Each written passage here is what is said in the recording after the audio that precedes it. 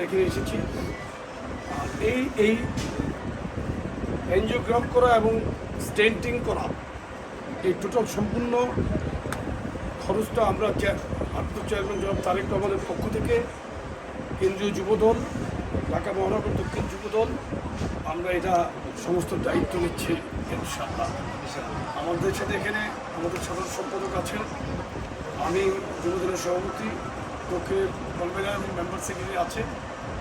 এর দায়িত্বরত কার্ডিওলজিস্টের বাংলাদেশের one of the best doctor আমাদের স্বাস্থ্য সম্পাদক ছিলেন, উনি আছেন। আমরা সেন্ট্রাল এই ট্রিটমেন্টের আপাতত এই এনজিওগ্রাম এবং স্টেন্টিং এই দুটো সম্পূর্ণ এখানে দায়িত্বটা আমরা নিয়েছি আমাদের ভারপ্রাপ্ত চেয়ারম্যান তারেক রহমানের।